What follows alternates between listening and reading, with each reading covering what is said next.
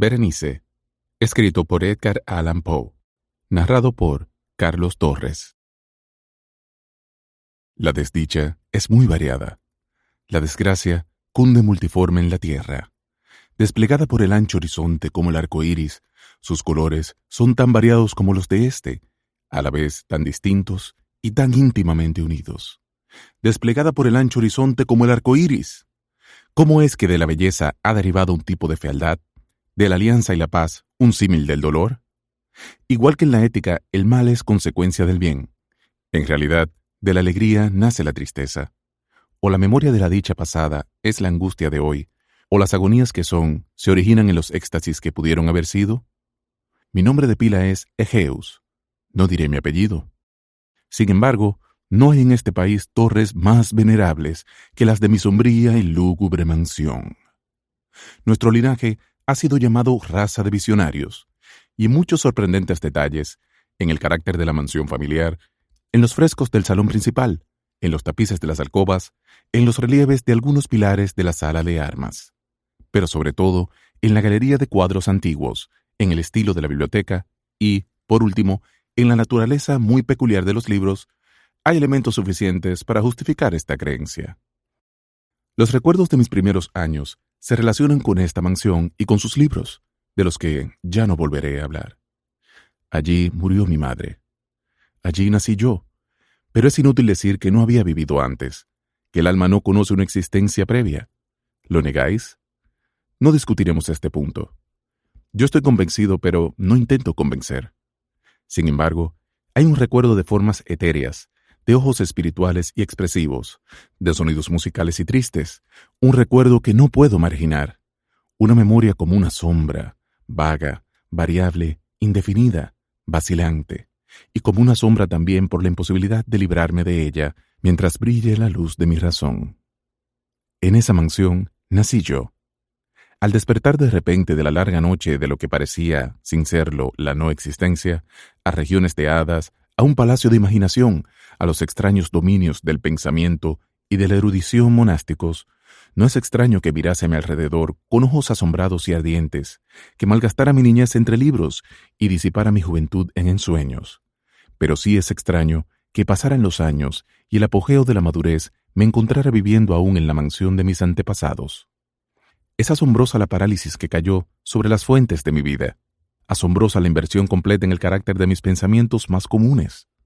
Las realidades del mundo terrestre me afectaron como visiones, solo como visiones, mientras las extrañas ideas del mundo de los sueños, por el contrario, se tornaron no en materia de mi existencia cotidiana, sino realmente en mi cínica y total existencia. Berenice y yo éramos primos, y crecimos juntos en la mansión de nuestros antepasados, pero crecimos de modo distinto. Yo enfermizo, envuelto en tristeza. Ella, ágil, graciosa, llena de fuerza. Suyos eran los paseos por la colina, míos, los estudios del claustro. Yo, viviendo encerrado en mí mismo, entregado en cuerpo y alma a la intensa y penosa meditación. Ella, vagando sin preocuparse de la vida, sin pensar en las sombras del camino, ni en el silencioso vuelo de las horas de alas negras. «¡Berenice!», invoco su nombre. «¡Berenice!». Y ante este sonido se conmueven mil tumultuosos recuerdos de las grises ruinas. ¡Ah! Acude vívida su imagen a mí, como en sus primeros días de alegría y de dicha. ¡Oh encantadora y fantástica belleza! ¡Oh sílfide entre los arbustos de Arnheim! ¡Oh náyade entre sus fuentes! Y entonces, todo es misterio y terror, y una historia que no se debe contar. La enfermedad, una enfermedad mortal, cayó sobre ella como el simón, y, mientras yo la contemplaba, el espíritu del cambio la arrasó, penetrando en su mente, en sus costumbres y en su carácter, y de la forma más sutil y terrible llegó a alterar incluso su identidad. ¡Ay! La fuerza destructora iba y venía, y la víctima, ¿dónde estaba? Yo no la conocía, o al menos ya no la reconocía como Berenice. Entre la numerosa serie de enfermedades provocadas por aquella primera y fatal, que desencadenó una revolución tan horrible en el ser moral y físico de mi prima, hay que mencionar como la más angustiosa y obstinada una clase de epilepsia que con frecuencia terminaba en catalepsia, estando muy parecido a la extinción de la vida. del cual, en la mayoría de los casos, se despertaba de forma brusca y repentina.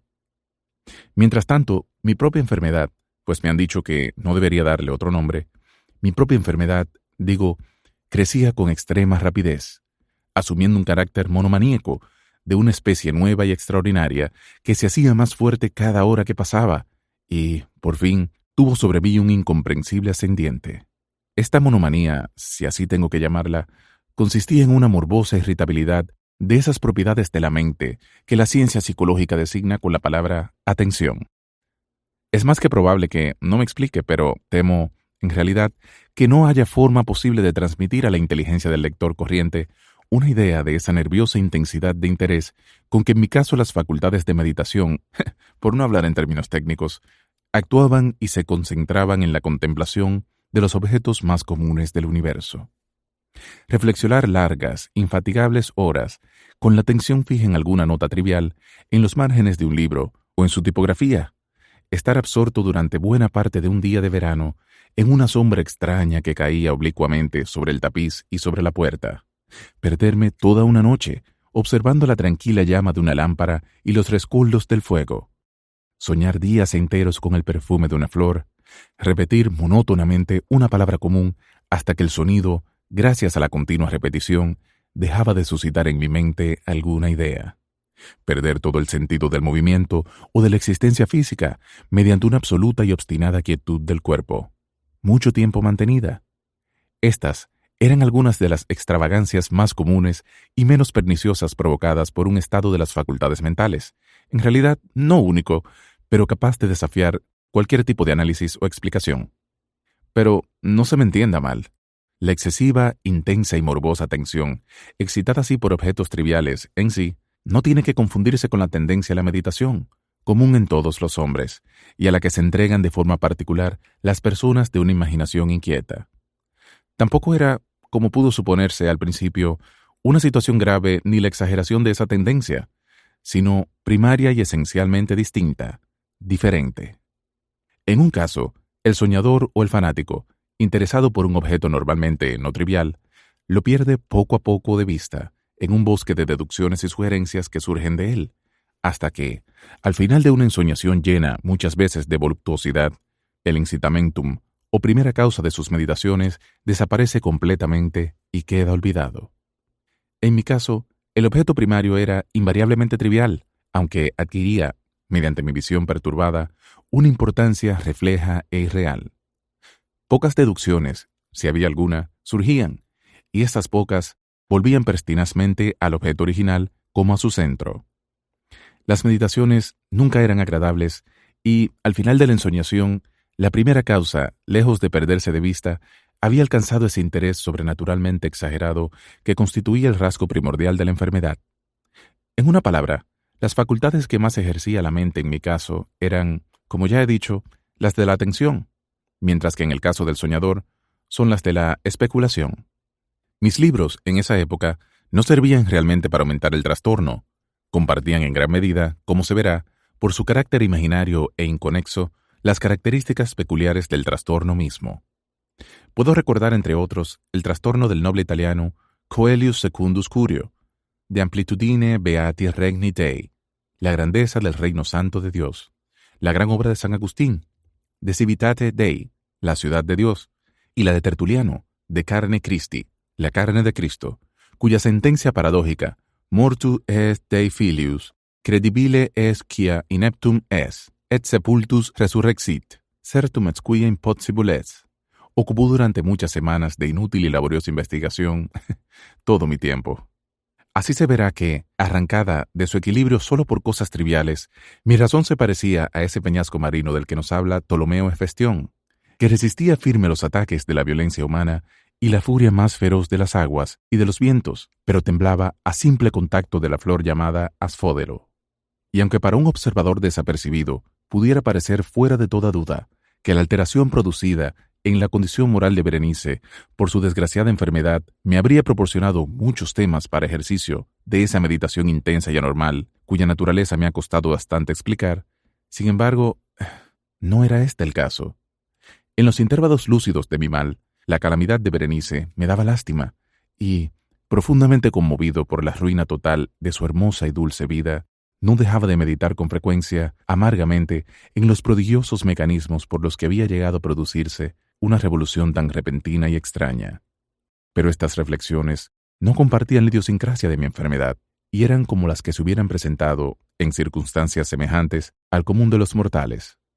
Fiel a su propio carácter, mi trastorno se recreaba en los cambios de menor importancia, pero más llamativos, producidos en la constitución física de Berenice, en la extraña y espantosa deformación de su identidad personal.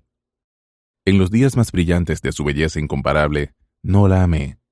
En la extraña anomalía de mi existencia, mis sentimientos nunca venían del corazón, y mis pasiones siempre venían de la mente.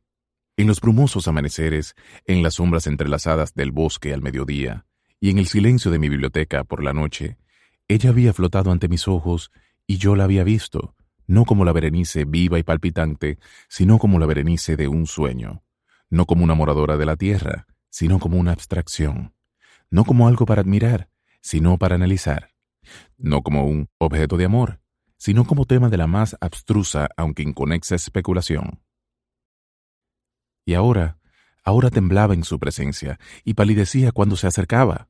Sin embargo, lamentando amargamente su decadencia y su ruina, recordé que me había amado mucho tiempo y que, en un momento aciago, le hablé de matrimonio. Y cuando, por fin, se acercaba la fecha de nuestro matrimonio, una tarde de invierno, en uno de esos días intempestivamente cálidos, tranquilos y brumosos que constituyen la nodriza de la bella Alcíone, estaba yo sentado y creía encontrarme solo, en el gabinete interior de la biblioteca y, al levantar los ojos, vi a Berenice ante mí. Fue mi imaginación excitada, la influencia de la atmósfera brumosa, la incierta luz crepuscular del aposento, los vestidos grises que envolvían su figura, los que le dieron un contorno tan vacilante e indefinido. No sabría decirlo. Ella no dijo una palabra, y yo, por nada del mundo, hubiera podido pronunciar una sílaba. Un escalofrío helado cruzó mi cuerpo. Me oprimió una sensación de insufrible ansiedad. Una curiosidad devoradora invadió mi alma. Y, reclinándome en la silla, me quedé un rato sin aliento, inmóvil, con mis ojos clavados en su persona. ¡Ay! Su delgadez era extrema, y ni la menor huella de su ser anterior se mostraba en una sola línea del contorno. Mi ardiente mirada cayó por fin sobre su rostro. La frente era alta, muy pálida y extrañamente serena. Lo que en un tiempo fuera cabello negro azabache, caía parcialmente sobre la frente y sombreaba las sienes hundidas con innumerables rizos de un color rubio reluciente, que contrastaban discordantes por su matiz fantástico con la melodía de su rostro. Sus ojos no tenían brillo y parecían sin pupilas, y esquivé involuntariamente su mirada vidriosa para contemplar sus labios, finos y contraídos. Se entreabrieron, y en una sonrisa de expresión peculiar, los dientes de la desconocida Berenice se revelaron lentamente a mis ojos. Quiera Dios que nunca los hubiera visto, o que, después de verlos, hubiera muerto. El golpe de una puerta al cerrarse me distrajo, y, al levantar la vista, descubrí que mi prima había salido del aposento. Pero de los desordenados aposentos de mi cerebro, ¡ay!, no había salido ni se podía apartar el blanco y horrible espectro de los dientes. Ni una mota en su superficie, ni una sombra en el esmalte, ni una mella en sus bordes había en los dientes de esa sonrisa fugaz que no se grabara en mi memoria. Ahora los veía con más claridad que un momento antes. ¡Los dientes! ¡Los dientes! Estaban aquí y allí y en todas partes, visibles y palpables ante mí, largos, finos y excesivamente blancos, con los labios pálidos contrayéndose a su alrededor, como en el mismo instante en que había empezado a crecer. Entonces llegó toda la furia de mi monomanía, y yo luché en vano contra su extraña e irresistible influencia. Entre los muchos objetos del mundo externo, solo pensaba en los dientes. Los anhelaba con un deseo frenético. Todas las demás preocupaciones y los demás intereses quedaron supeditados a esa contemplación. Ellos eran los únicos que estaban presentes a mi mirada mental, y en su insustituible individualidad llegaron a ser la esencia de mi vida intelectual. Los examiné bajo todos los aspectos, los vi desde todas las perspectivas. Analicé sus características, estudié sus peculiaridades, me fijé en su conformación, Pensé en los cambios de su naturaleza. Me estremecí al atribuirles, en la imaginación, un poder sensible y consciente y, aun sin la ayuda de los labios, una capacidad de expresión moral. De Mademoiselle Sayet se ha dicho con razón que «tout c'est pas Etienne de sentiment», y de Berenice no creía seriamente que «tout c'est dent Etienne de idées». ¡De idée! ¡Ah! Este absurdo pensamiento me destruyó. ¡De idée! ¡Ah! Por eso los codiciaba tan desesperadamente. Sentí que solo su posesión me podría devolver la paz, devolviéndome la razón. Y la tarde cayó sobre mí, y vino la oscuridad, duró y se fue, y amaneció el nuevo día. Y las brumas de una segunda noche se acumularon alrededor, y yo seguía inmóvil, sentado en aquella habitación solitaria, y seguí sumido en la meditación, y el fantasma de los dientes mantenía su terrible dominio, como si, con una claridad viva y horrible, flotara entre las cambiantes luces y sombras de la habitación. Al fin irrumpió en mis sueños un grito de horror y consternación, y después, tras una pausa, el ruido de voces preocupadas, mezcladas con apagados gemidos de dolor y de pena. Me levanté de mi asiento y, abriendo las puertas de la biblioteca, vi en la antesala a una criada deshecha en lágrimas, quien me dijo que Berenice ya no existía.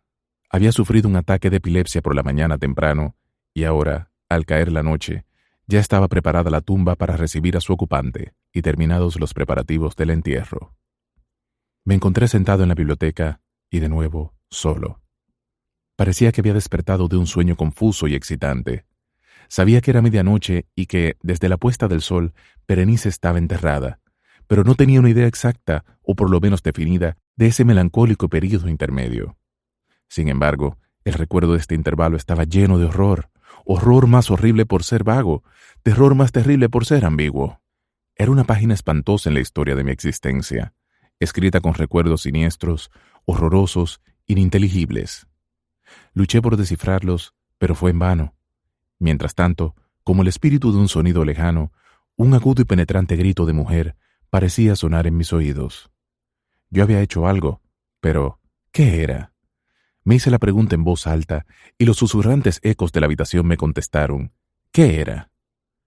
En la mesa, a mi lado, brillaba una lámpara y cerca de ella había una pequeña caja.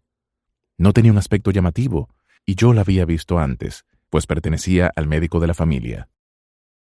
Pero, ¿cómo había llegado allí, a mi mesa, y por qué me estremecía al fijarme en ella? No merecía la pena tener en cuenta estas cosas, y por fin mis ojos cayeron sobre las páginas abiertas de un libro y sobre una frase subrayada. Eran las extrañas pero sencillas palabras del poeta M. Sayat. Dicebant mis sodales, si sepulcrum amice visitarem, curam mea aliquantum fore levatas. ¿Por qué al leerlas se me pusieron los pelos de punta y se me heló la sangre en las venas?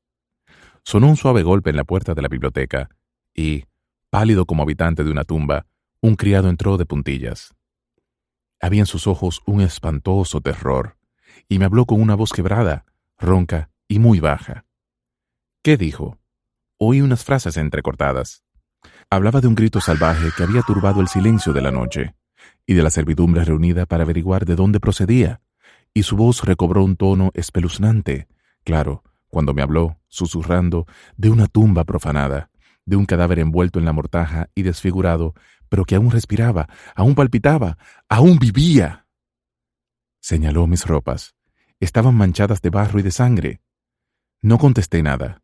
Me tomó suavemente la mano. Tenía huellas de uñas humanas. Dirigió mi atención a un objeto que había en la pared. Lo miré durante unos minutos. Era una pala. Con un grito, corrí hacia la mesa y agarré la caja, pero no pude abrirla, y, por mi temblor, se me escapó de las manos y se cayó al suelo y se rompió en pedazos. Y entre estos, entrechocando, rodaron unos instrumentos de cirugía dental, mezclado con 32 diminutos objetos blancos, de marfil, que se desparramaron por el suelo. El fin.